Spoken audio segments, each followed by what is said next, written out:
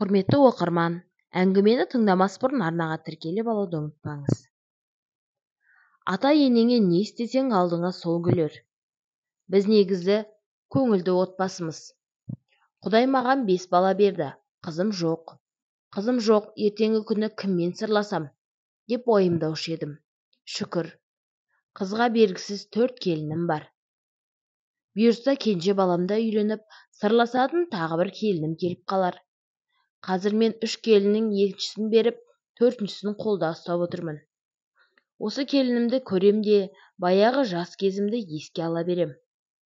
Келін ененің топырағынан деп бекер айтпаған екен. Мен де алғаш келін болып түскенде енемнен қамығып, көбінше атаммен күйеуіммен сырласатынмын. Білмеймін, марқұм атамның маған деген шығарға жаны бөлектұғын. Базарға барса, көп кездесе бермейтін жемістерден 1-2 дана болса да әкеліп беруші еді.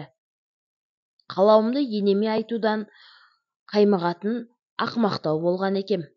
Келін болып түскеніме көп бола қойған жоқ, аяғым ауырлап кәдімгі тары көжеге жерік болдым. Үйде әбден іздеп қуырылған тар таппадым. Содан бір күні атама, ата, мен тарыға жерікпін, базардан қуырылған тардан 1 кило әкеп беріңізші, деп айта салғам. Сол кездегі атамның түрі әлі есімде. Қызарақтап, бірсе күліп, жарайды, қазір-ақ барып келемін, деп 2 кеште көшеге шығып кеткен. Сол күні енем ашуланып, о заманда бұ заман атасына 2 қабаттығын айтқан келінді бірінші көруім, масқара, не тәрбие көргенсің, отырмыз ғой қасыңда, деп құттықтаудың орнына ұрсып берген. Кейін енемнің мінезін түгел оқып алдым. Сол кісінің көңілі тоқ болса, басқаларының да жайраңдап жүретінін түсіндім. Енем марқұм қашан болмасын алдында құрдай жорғалап жүгіріп жүргенімді қалайтын. Оны жақсы білетін мен ішіндегісін тауып бұлжытпай орындайтын едім. Келін ішіндегісін тауып тұрса, қой енемен көтерілмесін. Енем екеуміз кейін келе жақсы тіл табысып кеттік. Енең тілегімнің бәрін орындады, қажетімнің бәрін берді. Енемнің қадірін, ол кісінің ене болған кезде көңіл күйін өзім келін болғанда түсіндім. Бұрын жайнап жадырап жүруші едім, бәрі мені күн келін деп атайтын. Ене болғалы кішкене қабақ түйе бастағанымды сездім. Азап қытмырлау, мінез пайда болды. Бұрын барымды шашып жеп, тамақты молынан жасайтын адам едім. Келін келгелі үнемдеп жаратыңдар, деген әңгіме айтылды. Іштей өзіме таңғалып, марқұм енемді еске алып, дереу сабама түсе қоямын. Айтайын дегенім, қазір орнымда тұрып жатқан 4-ші келінім менен аумайды. Баяғы жастық шағым қайталанып жатқан сияқты. 20-ға толмай жатып есімнен таныды. Балалы да, шағалы да болды. Менен қатты қорқатын, тіпті кел шай ішейік деп шақырсам, шайды дайындап, мыңсылтау тауып дастарханнан кетіп қалатын. Ал атасымен қалса, бәрі басқаша. Жұмысындағы, баяғы бала күніндегі қызықтарын айтып, даусын жарқын-жарқын шығатын. Bir күні шалым, келіннің аяғы ауыр сияқты. Ата, ащы қымыз таба аласыз ба? Жақын жерде сондай сатыла ма? Деп менен сұрады.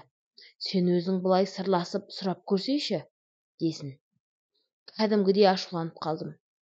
Дереу келінді бөлмеме шақырып, аяғың ауыр ма? Қымыз ішкің келсе маған айт, мен отырмын ғой. Ондай нәрсені маған неге айтпайсың? Деп сұрақтың астына алдым. Сөйтсем келінім аяғымның ауырлағанын өзі де білмейді екен. Тәбет тартқан соң атасына айта салған. Кейін білгенім, күйеуім осы келін ерекше еркелетіп, анда-санда бізге білдірмей, шай ішерсің деп неше түрлі тәттілер әкеліп беріп жүріпті. Марқұм атам менің өзімнің жас кезіме есіме түсіп, дереу төбеме түстім. Қазір арамыз қыл өтпестей татумыз. Алтын келінім бәрін уақытша тындырады. Негізі мен үйдегі заттардың орнын ауысқанын қаламаймын. Бәрі рет-ретімен үйреншікті жерде тұрса деймін. Ал келінім жаңашылдыққа құмар. Көзімді ала бере кілемдердің орнын ауыстырып қояды. Жиһаздарды да жылжытып бірдеңені бүлдіріп жүреді. Неге бұлай қойдың десем, мама уақытша қой, кейін сіз қалағандай қойып берем, деп алдап қояды. әрбір тірлігі уақытша деген жауаппен аяқталады. Осы сен неге мені уақытшамен алдайсың деп сұраймын ғой әлгі жерде. Апа, бұл өмірде барлық нәрсе уақытша ғой. Тіпті менің сізге қызмет етіп жүргенім де уақытша тірлік. Ертең кенже бала үйленсе, біздің де еншімізді беріп жібересіз ғой деп күледі. Оның осы ақжарқын мінезін көрем де ешқайда жібергім келмейді. Кішкентайымның алғаны қандай адам боп шығады, ол жағы Аллаға аян. Сондықтан өзіме ұқсаған келінмен өмірімнің соңына дейін тату-тәтті өмір сүрсем деп ойлап қоям. Мен ұлдарымды емес, келіндерімді таңдаймын.